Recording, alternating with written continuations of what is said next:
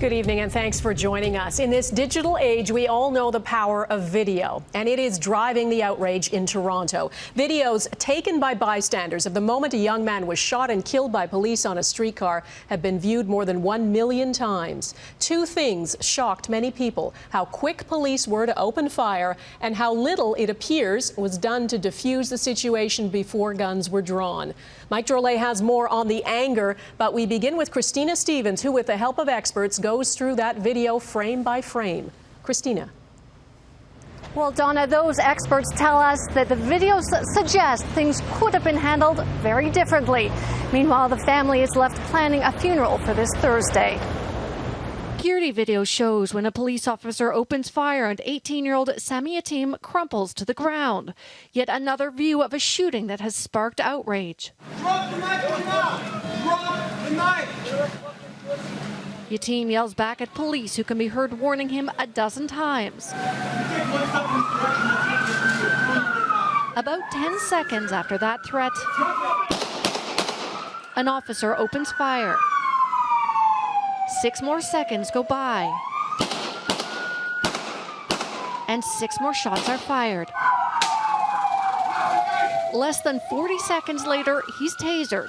People are legitimately asking questions about what other tactics could have been used. Security expert Ross McLean says there are 3 separate incidents here: the first round of bullets, the second round, and the taser. He says from the get-go, things could have been handled differently. Right there you can see the flash of that knife and the blade.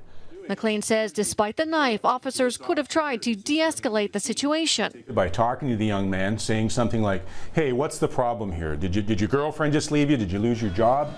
Why are you so upset? Let me help you. Do you want a cup of coffee? Sit down, sit down. Take it easy for a minute. Take a breath." Instead, another expert also notes police had options. Options are to wait, pepper spray if they wanted to get in that close, contain the scene, call the ETF, have the ETF come with a tear gas canister and throw it into the streetcar. The officer fires his first round of shots. But strangely, look at this officer beside him. She's there with her hands just on her hips and her arms folded at times, not looking terribly concerned or in fear of her life. And then the second round. Why 6 more shots? If the first shooting was justified with 3 because he was a danger, is he a bigger danger now because you fired more shots at him? Not only that, he says, but the security video appears to show Yatim already down before the second shooting. You can see the shooting officer, his arm now is level, it's no longer up. He's shooting down in this area here.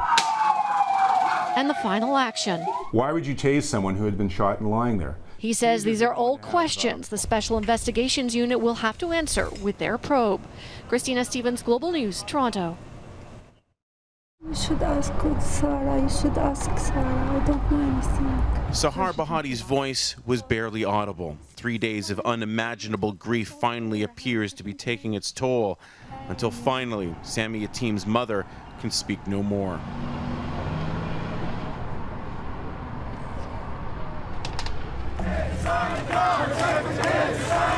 Bahati was front and center last night as a giant rally made its way to where Sami was shot. She sat on the road surrounded by family, heartbroken yet subdued.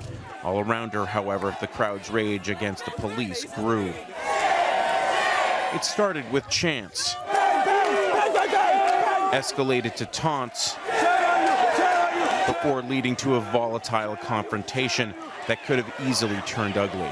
A lot of these guys probably feel really badly, and everybody here feels like they've gotten a lot off their chest, but nothing's really been accomplished. It was quiet at the scene today. The memorial has grown. A number 9 spray painted on the road to remind people of the number of bullets fired at the 18-year-old. But make no mistake, the tension in the city remains high. Well, the city's very angry. It's an accumulation, but this one is shocking. It's shocking. It's our neighborhood. But it could be any neighborhood. It could be anybody's son. The anger may have been why the family released a statement late this afternoon saying, "We trust in the justice system and will seek justice for Sami. And we want to be clear that we do not hold any ill will against the thousands of police officers who work to protect us each day." It's unfortunate. It's sad, and my heart goes out to the family, but none of us know all the facts. I can tell you I've spoken to the officer personally who's been involved in this, and he's quite frankly devastated by the events. The police union is appealing for calm. Not much can be said once an investigation is ongoing, but they too want this situation resolved quickly. But the reality is, with dozens of witnesses, it could take months. People are judging us and not waiting for the fulsome picture. And oftentimes, as I said, our experiences, once the fulsome picture comes out, it is quite a different set of circumstances. A full picture is what the Yatim family says the police chief has promised them. So now they can focus on their grief. Mike Drolet, Global News, Toronto.